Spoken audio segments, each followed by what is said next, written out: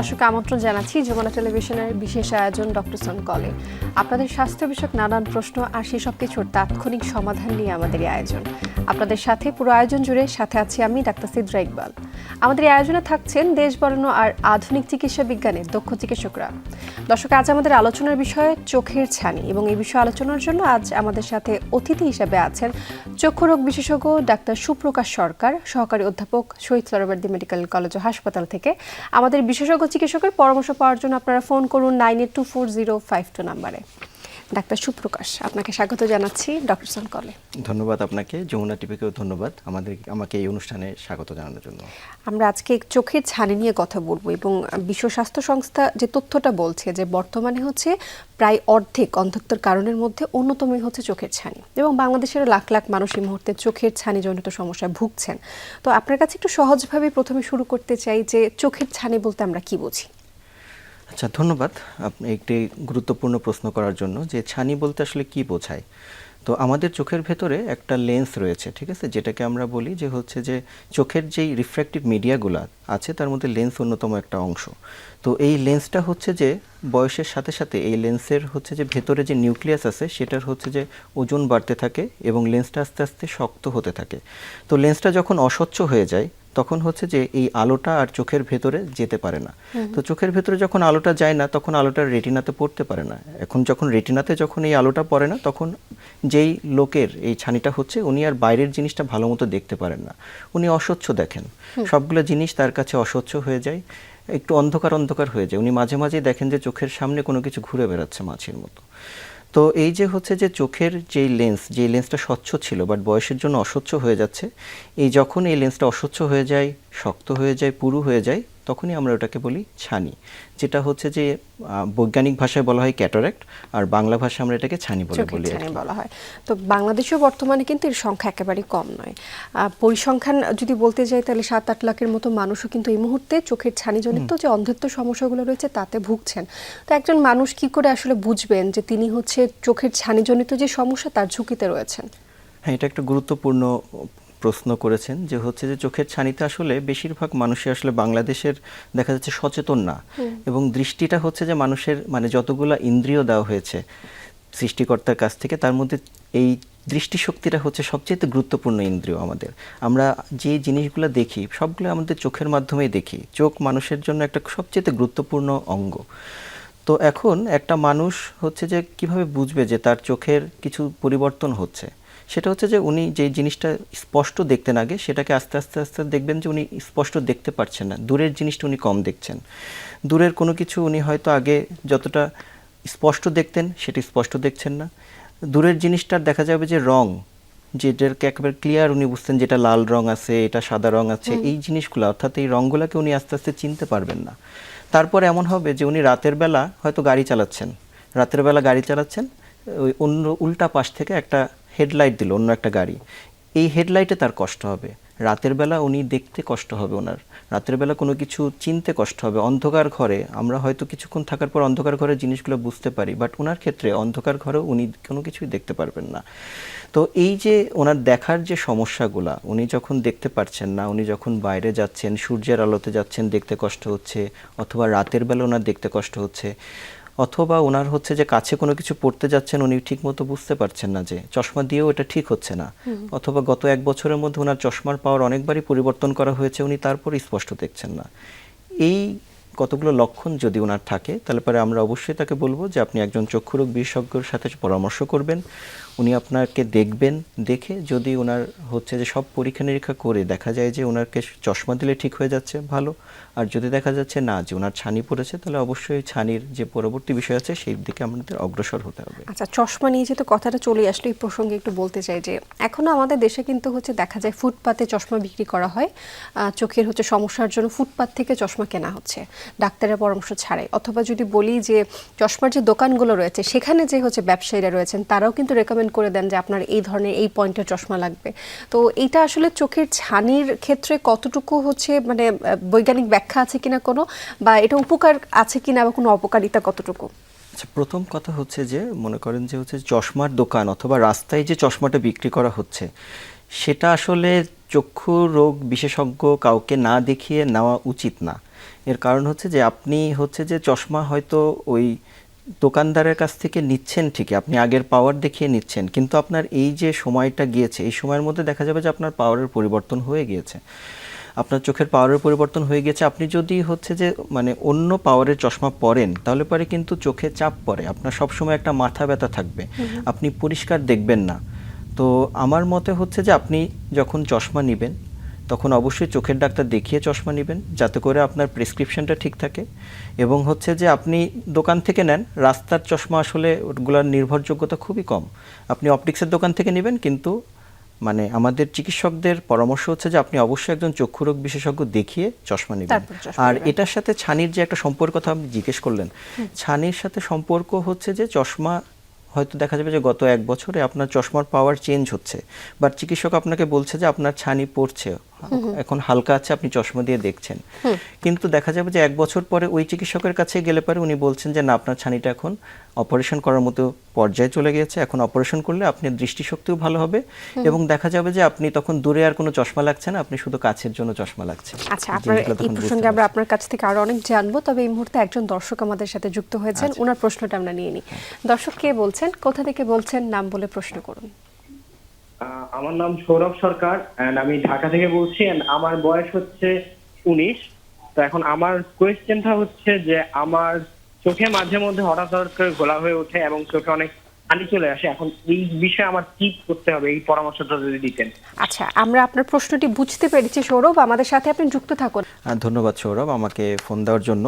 আচ্ছা, আপনি বললেন যে আপনার চোখ দিয়ে পানি পড়ছে এবং আপনার হয়তো দেখতে সমস্যা হচ্ছে, তো আমি আপনাকে সাজেশন দিব, পরামর্শ দিব যে আপনি অবশ্যই একজন চক্ষুরোগ বিশেষজ্ঞকে দেখান।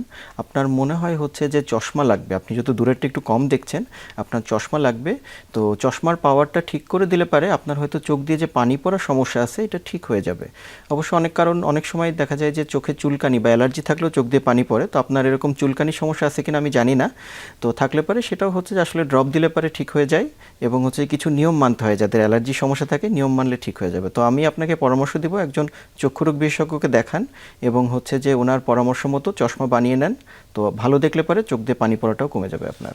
বেশ, আমরা এবার আমাদের মূল আয়োজনে একটু চলে আসি। আমরা হচ্ছে চোখের ছানি নিয়ে যেহেতু কথা বলছিলাম, সেক্ষেত্রে ডায়াবেটিস রোগী এবং উচ্চ রক্তচাপের যে রোগীরা আছে তাদের ক্ষেত্রে দেখা যায় খুব কম বয়সে এবং খুব অল্পতেই কিন্তু চোখের ছানির যে প্রবণতাটা সেটা হয়ে যায় বা ত্বরান্বিত হয়ে যায়, তো তাদের ক্ষেত্রে আপনার কি পরামর্শ থাকবে? ধন্যবাদ একটা গুরুত্বপূর্ণ বিষয় আমাদের সামনে তুলে ধরার জন্য। আসলে ডায়াবেটিস রোগীদের সংখ্যা এখন বাংলাদেশে অনেক বেশি, এবং হচ্ছে যে এই রোগীদের সংখ্যা আস্তে আস্তে বাড়ছে, এবং দেখা যাচ্ছে যে যারা হচ্ছে যে ডায়াবেটিস বিশেষজ্ঞ বা হরমোন বিশেষজ্ঞ তারা যেটা বলছেন যে বেশিরভাগ রোগী ডাক্তারের কাছে আসছেন না, তার যে ডায়াবেটিস আছে সেটা ধরা পড়ছে না। তো এই যে ডায়াবেটিস যাদের আছে বা যাদের এই হরমোন কেন্দ্রিক সমস্যা আছে তাদের দেখা যায় যে চোখে ছানির পড়ার প্রবণতাটা তাড়াতাড়ি হয়, তাদের খুব কম বয়সে ছানি পড়ে যায়। নর্মালি একটা লোকের দেখা যায় যে 40-এর পরে আস্তে আস্তে ছানি পড়ে, কিন্তু ডায়াবেটিস রোগী যারা তাদের দেখা যায় 40 বয়স পার হতে না হতেই ছানি পড়ে যাচ্ছে। তো এই ডায়াবেটিস রোগীদের জন্য আমার পরামর্শ থাকবে যে আপনার ডায়াবেটিসটাকে নিয়ন্ত্রণ রাখতে হবে। প্রথম কথা হচ্ছে যে আপনার যে রক্তে সুগারের মাত্রা এটাকে নিয়ন্ত্রণ রাখবেন, এবং হচ্ছে যে 40-এর পরে, বিশেষ করে 40-এর পরে প্রতি বছর একবার অন্ততপক্ষে চোখের ডাক্তারের শরণাপন্ন হবেন। কারণ ডায়াবেটিস রোগীদের যে শুধুমাত্র ছানি কেন্দ্রিক সমস্যা থাকে সেটা কিন্তু না। হ্যাঁ, ডায়াবেটিস রোগীদের সবচেয়ে বড় সমস্যা থাকে যে চোখের সবচেয়ে পেছনে একটা লেয়ার আছে যেটাকে আমরা বলি রেটিনা। এই রেটিনার লেয়ারে বেশ কিছু সমস্যা এই ডায়াবেটিস রোগীদের থাকে। তো আমাদের চক্ষু বিশেষজ্ঞদের কাছে যখন এই ডায়াবেটিস রোগীরা আসেন তখন আমরা তাদের যে শুধুমাত্র দৃষ্টিশক্তি পরীক্ষা করি সেটা কিন্তু না, তাদেরকে অবশ্যই আমরা চোখের মনি বড় করে তার চোখের রেটিনা ভালো আছে কিনা সেটা আমরা তাকে পরীক্ষা করতে বলি এবং পরীক্ষা করে দিই। তো ডায়াবেটিস রোগীদের জন্য আমার পরামর্শ থাকবে যে আপনারা অবশ্যই আপনার ডায়াবেটিসটাকে নিয়ন্ত্রণ রাখবেন এবং প্রতি বছর একবার করে চক্ষু বিশেষজ্ঞের শরণাপন্ন হবেন। আচ্ছা, তো চিকিৎসা বিজ্ঞান যেহেতু বলছে যে চোখের ছানি তাড়ানোর জন্য শুধুমাত্র ড্রপ বা ওষুধে কোনো সমাধান হয় না, এটার একমাত্র সমাধান হচ্ছে অপারেশন করা। এই একটা প্রশ্ন এবং তারই সাথে একটা সংযুক্ত প্রশ্ন করতে চাচ্ছি যে চোখের ছানির যখন অপারেশন করা হয়, দুই চোখে যদি কারো ছানি পড়ে থাকে সেই ক্ষেত্রে একটা বিরতির সময় থাকে, যে অনেকে জানতে চায় যে একসাথে করা যাবে কিনা বা একটা করার পর কতদিন পর আর একটা ছানি অপারেশন করা যাবে, এই প্রশ্নের উত্তরটা একটু জানতে চাই। আচ্ছা, এটা হচ্ছে যে এটাও আর একটা খুবই সুন্দর একটা প্রশ্ন করার জন্য ধন্যবাদ আপনাকে। তো প্রথম কথা হচ্ছে যে চোখের যেই ছানি, হ্যাঁ, চোখের যে ছানি, যেটা এখন হচ্ছে যে মনে করেন যে আধুনিক যুগে, বর্তমান যুগে আসলে ছানি অপারেশন করা খুবই হচ্ছে যে সহজ একটা বিষয় হয়ে গেছে। এখন হচ্ছে যে একজন রোগী দেখা যাচ্ছে যে উনি চক্ষু চিকিৎসকের চেম্বারে যান, গেলে পারে হচ্ছে যে ওনাকে রেডি করা হয় হাসপাতালেই। রেডি করার পরে মোটামুটি আমাদের 1 থেকে 1.5 ঘন্টা সময় ওনাকে রেডি করতে লাগে। তারপরে হচ্ছে আমরা অপারেশনে নিয়ে যাই। অপারেশনের সময় লাগে হচ্ছে যে খুব বেশি হলে পারে 30 থেকে 40 মিনিট। 30 থেকে 40 মিনিটের মধ্যে অপারেশনটা হয়ে যায়। আমরা তার হচ্ছে যে অস্বচ্ছ লেন্স, এটাকে সরিয়ে আমরা তার মধ্যে একটা হচ্ছে যে ইন্ট্রাঅকুলার লেন্স বলে বা কৃত্রিম লেন্স সংযোজন করে দিই। তো এই যে কৃত্রিম লেন্স বসিয়ে দিই, এটা তো আমাদের সময় লাগে 30 থেকে 40 মিনিট। এখন এই 30 থেকে 40 মিনিট সময়ের পরে তাকে হচ্ছে আমরা কিছুক্ষণের জন্য আবার তাকে বেড রেস্টে রাখি, খুব বেশি হলো আধা ঘন্টা, তারপরে সে বাসায় চলে যেতে পারে। তো এখানে বেশিরভাগ রোগী দেখা যায় যে উনি ভয় পান যে আমি হচ্ছে যে ছানি অপারেশনে যাব, যে ব্যথা এখানে হবে কিনা। কি হবে না হবে, কতটুকু সমস্যা হবে। তো ওনাদেরকে আমি এনশিওর করতে চাই যে এখন বর্তমানে মেশিন দিয়ে যে অপারেশন করা হয় সেটা হচ্ছে যে রক্তপাতবিহীন ব্যথামুক্ত পদ্ধতিতে এই অপারেশনটা করা হয়, এবং হচ্ছে যে মানে আধা ঘন্টার মধ্যে অপারেশনটা হয়ে যায়। তো এই অপারেশন নিয়ে ভয়ের কোনো কারণ নেই, এবং আমি রোগীদেরকে বলবো আপনি ভয় পাবেন না, আপনার চিকিৎসক বা চক্ষু চিকিৎসকের উপর আপনি নির্ভর করুন। আর আপনি আরেকটা প্রশ্ন করলেন যে একটা চোখ অপারেশন করার পরে অন্য চোখ অপারেশন করার জন্য আমরা কতদিন সময় গ্যাপ দিব। এটা আসলে নির্ভর করে যে হচ্ছে যে মানে প্রথম কথা হচ্ছে আপনি 2 চোখের অপারেশন একবারে আমরা সাধারণত করতে চাই না, হ্যাঁ, এবং সাধারণত আমরা করি না। এটার বেশ কিছু বৈজ্ঞানিক কারণ আছে। এটা হচ্ছে যে অপারেটিভ কিছু কারণ আছে, এর জন্য আমরা একসাথে করি না। আমরা সাধারণত নর্মালি 2 সপ্তাহ পর থেকে, অনেক সার্জনরা আছে 2 সপ্তাহ পরে অন্য চোখের অপারেশন করে ফেলেন। আবার কেউ কেউ বলেন যে না, আমরা 1 মাস পরে করব।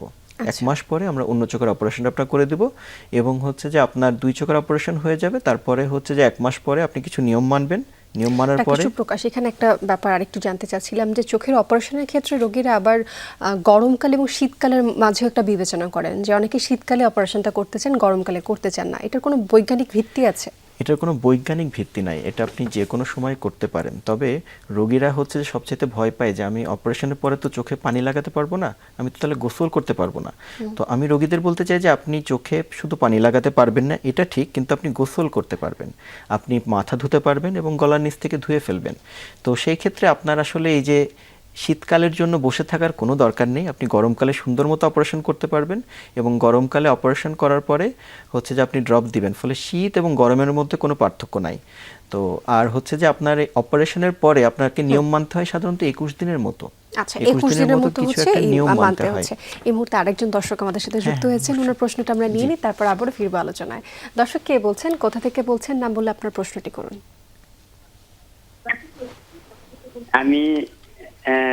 আমি ঢাকা খিলক্ষেত থেকে বলছি, ডুমনি হারাম অমরচান মন্ডল আমার নাম। জি, শুনতে পাচ্ছি। আমি একটা 5 বছরের মেয়ে, মানে চোখে প্রথম চোখ উঠেছিল আর কি, উঠছিল। তো এই চোখটা পানি ব্যবহার করতে করতে পরে চোখে ছাড়ি পড়ে থাকা। আচ্ছা, এখন এটা অনেক ডাক্তার, ধানমন্ডি ডাক্তার দেখাইছি, ফার্মগেট দেখাইছি, কাপাইছা সরকারি মেডিকেল দেখাইছি এবং উত্তরা দেখাইছি, কিন্তু এটা তো মানে মেয়েটার চোখটাই। আপনার কোনো প্রশ্ন আছে ওনার কাছে জানার জন্য? আপনি একটু প্রশ্ন করতে পারেন। ওনার কি আর কোনো সমস্যা ছিল চোখে, মানে ওনার হচ্ছে যে জন্মগতভাবে কোনো সমস্যা ছিল? না, জন্মগত ভাবে ছিল না, কিন্তু পরে হয়েছে। আচ্ছা, এই কোনো ড্রপ কি অনেকদিন ধরে ব্যবহার করা লাগছে ওনার, বা চোখে কোনো আঘাত লেগেছিল? আঘাত তো লাগে নাই, মানে এই চোখে প্রথম চোখ পড়ছিল আর কি, এই চোখ উঠাচ্ছে না, মানে এটা হয়েছে আর কি। আচ্ছা, ধন্যবাদ প্রশ্ন করার জন্য। এখন হচ্ছে যে মানে এটা আরেকটা বড় ইস্যু, যে হচ্ছে যে বাচ্চা রোগীদের ছানি পড়ে যাওয়া। হ্যাঁ, আমরা কিছু কিছু বাচ্চা রোগী এরকম পাই যে জন্মগতভাবেই তার হয়তো আস্তে আস্তে ছানিটা পড়ছে। এটা হচ্ছে যে এটাকে আমরা বলি আসলে হচ্ছে যে ডেভেলপমেন্টাল ক্যাটারাক্ট বলা হয়। তো এই যে ছানি তার পড়ছে জন্মগতভাবে, এটা ছানিটা আস্তে আস্তে আস্তে আস্তে ঘন হতে থাকে ছানিটা। এটা বেশ কিছু কারণে হয়। যখন সে বাচ্চাটা যখন মায়ের পেটে থাকে, মায়ের পেটের কিছু ইনফেকশনের জন্য হতে পারে, অথবা পরবর্তীতে দেখা যায় যে হচ্ছে যে বাচ্চাটার হয়তো কোনো শারীরিক কোনো সমস্যা আছে, সেটার জন্য হতে পারে। তো এখানে যেই মুরব্বী প্রশ্নটা করলেন, তো তার বাচ্চাটাকে আমি বলবো যে আপনি অবশ্যই একজন চক্ষু বিশেষজ্ঞের পরামর্শ নেবেন। আমি যেহেতু সরোয়ার্দীতে আছি, আপনি আসতে পারেন আমার কাছে, সরোয়ার্দীতে আপনার বাচ্চাকে নিয়ে আমরা দেখে দিতে পারি এবং দেখে বলতে পারি যে আসলে তার কি সমস্যা না দেখে আসলে বলা যাবে না যে তার ছানি যেহেতু অপারেশন একটা করা জটিল যাবে না। ব্যাপার আছে হ্যাঁ, কারণ এখানে, হচ্ছে যে এটা জটিলতা শুধু আছে। ছানি না, এখানে হচ্ছে যে তার চোখের পেছনেও যদি কোনো সমস্যা থাকে তাহলে অবশ্যই ছানি অপারেশনের আগে আমাকে সেটা এনশিওর করে নিতে হবে যে উনি ছানি অপারেশন করার আগে কতটুকু বাচ্চা দেখবে, সেটা দেখেই তার আসলে আমাদের আগানো তারপরে লাগে। অপারেশনের ক্ষেত্রে তো আগানো। ওনার ক্ষেত্রে আমি বলবো যে আপনি যে কোনো চক্ষু চিকিৎসকের পরামর্শ নেন এবং ওনারা যেভাবে বলবেন, চিকিৎসক সাহেব যেভাবে বলবেন সেভাবে আপনি আগান, সেটাই ওনার জন্য বেটার হবে। আশা করছি আপনার পরামর্শে তিনি উপকৃত হয়েছে। আমরা একটু আগেই হচ্ছে একজন শিশুর ব্যাপারে শুনলাম এবং আপনি তাকে পরামর্শ দিয়েছেন। এবার আপনার কাছে একটু জানতে চাই, রোগীরা অপারেশনের পরবর্তীতে কিন্তু হচ্ছে একটা স্বাভাবিক জীবনে ফিরতে চান, বা অনেকে মনে করেন যে একবার ছানি অপারেশন করলে পরবর্তীতে আর ছানি হওয়ার সম্ভাবনা নেই, একেবারে স্বাভাবিক জীবনযাপন তিনি করতে পারবেন। তো একটু জানতে চাইছি যে একবার ছানি অপারেশন করলে পরবর্তীতে কি আবারও ছানি পড়ার সম্ভাবনা থাকে? এখন হচ্ছে যে মনে করেন যে আমরা ছানি অপারেশন যখন করি তখন হচ্ছে যে আমরা ওই চোখের যেই ন্যাচারাল লেন্স সেটাকে আমরা প্রতিস্থাপন করি একটা আর্টিফিশিয়াল লেন্সের সাহায্যে।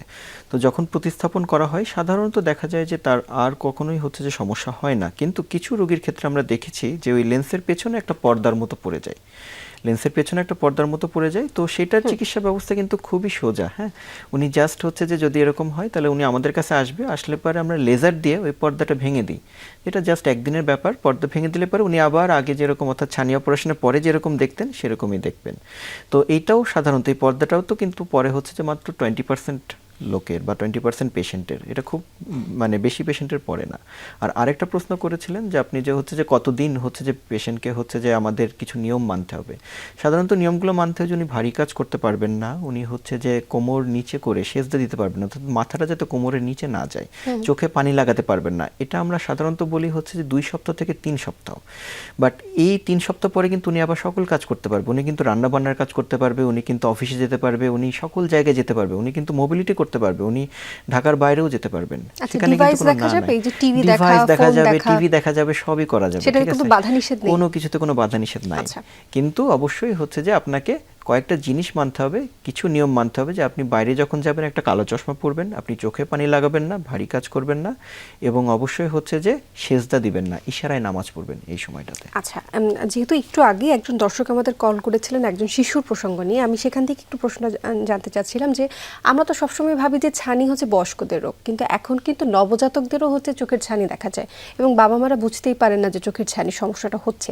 তো সেই ক্ষেত্রে একজন বাবা মা কি করে বুঝবেন যে শিশুটার হচ্ছে ছানি সমস্যা হতে পারে? হ্যাঁ, এটা হচ্ছে যে মা বাবার জন্য খুবই গুরুত্বপূর্ণ একটা পরামর্শ থাকবে আমার, যে আপনি যখন আপনার বাচ্চাকে দেখবেন যে আপনার বাচ্চার চোখ হালকা বাঁকা মনে হচ্ছে, আপনার বাচ্চাটার চোখ হালকা বাঁকা মনে হচ্ছে, বা আপনি যখন বাচ্চাটাকে ডাকছেন বাচ্চাটা আপনার দিকে তাকাচ্ছে না বলে মনে হচ্ছে, এবং আপনি যখন বাচ্চাকে ছবি তুলছেন, অনেকেই বাচ্চা কাচ্চা এখনো বাচ্চা হওয়ার পরেই সবাই ছবি তুলে, যেহেতু আমাদের সকলের হাতে একটা করে ডিভাইস আছে, তো ছবি যখন তুলছেন তখন দেখবেন যে বাচ্চার চোখের মনির মাঝখানটা সাদা হয়ে গেছে কিনা। যদি এরকম দেখেন তাহলে অবশ্যই চক্ষু চিকিৎসকের শরণাপন্ন হবেন, দেরি করবেন না। আচ্ছা, আগেকার দিনে একটা হচ্ছে যে অনেক মানুষের কাছে লক্ষ্মী টেরা বলে একটা হচ্ছে যে শব্দ প্রচলিত ছিল, আসলে লক্ষ্মী টেরা বলে কিছু নাই। আপনার যখনই দেখবেন যে আপনার বাচ্চার চোখ বাঁকা, অবশ্যই আপনি চক্ষু বিশেষজ্ঞের কাছে যেতে হবে। কারণ আমাদের সাথে আরেকজন দর্শক যুক্ত হয়েছেন, আমরা ওনার প্রশ্নটি একটু নিয়ে নিই। দর্শক কে বলছেন, কোথা থেকে বলছেন, নাম বলে প্রশ্নটি করুন। দর্শক দুঃখিত, আপনার সংযোগটি বিচ্ছিন্ন হয়েছে, আবারও চেষ্টা করুন, আমরা আবারও আপনার প্রশ্নের উত্তর দেওয়ার চেষ্টা করব। যেহেতু ওনার সংযোগটি বিচ্ছিন্ন হয়েছে, সেই সাথে আমি আরেকটা প্রশ্ন একটু জুড়ে দিতে চাই এখানে, যে বর্তমানে বাংলাদেশের যে সরকারি হাসপাতাল আছে বা কর্পোরেট হাসপাতাল আছে, সেখানে কিন্তু বেশ সাশ্রয়ী মূল্যে হচ্ছে এখন চোখের ছানি অপারেশন করা হচ্ছে। তো এটা আপনার কাছে একটু জানতে চাই, মধ্যবিত্ত নিম্নবিত্ত পরিবার যারা রয়েছেন তারা যদি ছানি অপারেশন করাতে চান, সেক্ষেত্রে আমাদের যে হাসপাতালগুলো রয়েছে বা আপনি সোহরাওয়ার্দী মেডিকেলে আছেন, সেখানে কতটুকু সাশ্রয়ী এই চিকিৎসাটা? প্রথম কথা হচ্ছে যে আমাদের সোহরাওয়ার্দী হাসপাতালে হচ্ছে যে অপারেশন ফ্রি, একেবারে অপারেশন ফ্রি, এবং হচ্ছে যে আপনার কোনো অপারেশনের কোনো চার্জ নাই। সেখানে কি আছে, আপনি যে লেন্সটা দিবেন অর্থাৎ চোখের ভেতরে যে লেন্সটা প্রতিস্থাপন করবেন সেই লেন্সটা আপনাকে কিনে দিতে হয়, এবং এর বাইরে হচ্ছে যে আপনার অপারেশনের জন্য কিছু জিনিসপত্র লাগে সেটা আপনাকে জাস্ট কিনে দেওয়া লাগে। এটার বাইরে কিন্তু আর আপনার অতিরিক্ত কোনো খরচ নাই। তো এর জন্য এটা কিন্তু শুধু আমার সরদি হাসপাতাল না, এটা সকল সরকারি মেডিকেল কলেজ হাসপাতালেই এই নিয়মটা প্রযোজিত, যে কোনো জায়গাতে কোনো অপারেশনের কোনো চার্জ নাই, শুধু আপনাকে লেন্সটা কিনে দেওয়া লাগে এবং হচ্ছে অপারেশনের জন্য যা যা জিনিসপত্র লাগে সেই জিনিসগুলো শুধু কিনে দেওয়া লাগে আর কি আপনার। আচ্ছা, এবার একটু জানতে চাই যে আমাদের গ্রামীণ সমাজে এখনো অনেক বড় একটা জনগোষ্ঠী কিন্তু চোখের ছানি পেকে না যাওয়া পর্যন্ত অপারেশন করাতে চান না। তো চোখের ছানি পেকে যাওয়ার সাথে অপারেশনের কি কোনো বৈজ্ঞানিক ভিত্তি আছে বা সম্পর্ক আছে কিনা? তবে এই মুহূর্তে দর্শক আবার আমাদের সাথে যুক্ত হয়ে গিয়েছেন, যেহেতু ওনার প্রশ্নটা নিয়ে তারপরে উত্তরটা আমি নিচ্ছি। দর্শক কে বলছেন, কোথা থেকে বলছেন, নাম বলে প্রশ্ন করুন। শম্পা, গ্রামের নাম নারায়ণগঞ্জ, কাহালু থানা, বগুড়া জেলা। জি দর্শক শুনতে পাচ্ছি, আপনার প্রশ্নটি করুন। আমি কাছের জিনিস দেখতে পাচ্ছি না, কিন্তু দূরের জিনিস দেখতে পাচ্ছি স্পষ্টভাবে। আচ্ছা, কাছের জিনিস তিনি দেখতে পাচ্ছেন না, কিন্তু দূরের জিনিস তিনি দেখতে পাচ্ছেন। আপনি কি আরো কোনো? হ্যাঁ, আপনার বয়সটা কত মা? তো মা আপনার বয়সটা কত জানতে চাচ্ছিলাম। 38 বছর। 38 বছর। আচ্ছা, 38 বছর। আচ্ছা, আপনার আসলে হচ্ছে যে ওই যে বয়সজনিত কারণে যেটা হয় যে 40-এর কাছাকাছি যখন আমাদের বয়স যায় তখন আমাদের কাছে দেখার যেই হচ্ছে যে দৃষ্টিশক্তিটা একটু সমস্যা হয়। এটা হচ্ছে যে আসলে পুরোপুরি হচ্ছে আমাদের চোখের ভেতরে কিছু পরিবর্তনের জন্য এটা হয় 40 বছর বয়সে। এটাকে আমরা চালসে রোগ বলে থাকি। তো আপনার হচ্ছে যে এই সমস্যাটাই হয়েছে। আপনি হচ্ছে যে আপনার আশেপাশে যদি কোনো চক্ষু চিকিৎসক থাকে তার কাছে যান, শুধুমাত্র একটা চশমা দিলে পরে আপনি আপনার কাছের যে দৃষ্টিশক্তির সমস্যা হচ্ছে সেটা খুব সুন্দর মতো দেখতে পারবেন এবং ঠিক আগের মতো পরিষ্কার দেখতে পারবেন। তো আমার পরামর্শ হবে যে আপনি চক্ষু চিকিৎসকের সাথে যোগাযোগ করেন, আপনার আশেপাশে যদি কোনো চক্ষু চিকিৎসক থাকে তাকে দেখান। আচ্ছা, এবার আমরা চলে আসি যে প্রশ্নটা আপনাকে করেছিলাম, যে হচ্ছে পেকে গেলে হচ্ছে সার্জারিটা করছে। এটা একটা সবচেয়ে মনে করেন যে আমাদের একটা ভ্রান্ত ধারণা যে চোখের ছানি পেকে না গেলে অপারেশন করা যায় না। কিন্তু বিষয়টা হচ্ছে যে চোখের ছানি যদি আপনি পেকে যায় তাহলে পরে আসলে অপারেশন করতে গিয়ে আমাদেরই ঘাম ছুটে যায়। এর কারণটা হচ্ছে যে যত ছানি আপনি পাকিয়ে নিয়ে আসবেন তত হচ্ছে যে অপারেশনের যে কমপ্লিকেশনগুলো আছে সেটা হওয়ার সম্ভাবনা বাড়বে। এর জন্য হচ্ছে যে আমার দিক থেকে পরামর্শ থাকবে যে চোখের ছানি না পাকিয়ে বরং আপনি যখনই কম দেখছেন, যখনই আপনার দেখতে অসুবিধা হচ্ছে, যখন আপনি মনে করছেন যে আপনি রোদে গেলে পরেও ঝাপসা দেখছেন, দূরের জিনিস দেখতে পাচ্ছেন না, তখনই আপনি চক্ষু চিকিৎসকের কাছে যাবেন এবং আপনার চিকিৎসক যদি অপারেশনের কথা বলে তাহলে আর দেরি করবেন না। আচ্ছা, আমরা একেবারে শেষ পর্যায়ে চলে আসছি। আপনার কাছে এক বাক্যে জানতে চাই যে চোখের ছানি প্রতিরোধ করবার জন্য আপনি কি পরামর্শ দিবেন এক বাক্যে? আচ্ছা, এক বাক্যে বলাটা খুব কঠিন যদিও, তারপরে চোখের ছানি যদি আপনি প্রতিরোধ করতে চান তাহলে আমি আপনাকে বলবো যে হচ্ছে যে তীব্র রোদে যাওয়া থেকে একটু নিজেকে প্রিভেনশন করবেন। তারপরে হচ্ছে যে স্বাস্থ্যকর খাবার খাবেন, যেমন হচ্ছে যে সবুজ শাকসবজি, হলুদ ফলমূল, যেই খাবারগুলোতে vitamin A, vitamin C, vitamin E আছে, এই খাবারগুলো খাবেন। এবং হচ্ছে যে আপনার যদি অন্য কোনো রোগ থাকে, ডায়াবেটিস থেকে শুরু করে অন্যান্য যদি রোগ থাকে, সেটাকে আপনি নিয়ন্ত্রণের মধ্যে রাখবেন। যদি এই অর্থাৎ সুস্থ লাইফস্টাইল, হেলদি খাবার দাবার যদি আপনি খেতে পারেন তাহলে পরে আপনার হচ্ছে যে হয়তো চোখও সুস্থ থাকবে, আপনার ছানি পড়ার প্রবণতাটা কমে আসবে।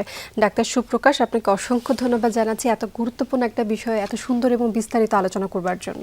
ধন্যবাদ আপনাকে এবং ধন্যবাদ যমুনা টেলিভিশনকে। দর্শক, এই ছিল আমাদের আজকের আয়োজন। আমাদের সাথে যুক্ত থাকার জন্য অসংখ্য ধন্যবাদ জানাচ্ছি আপনাদেরও।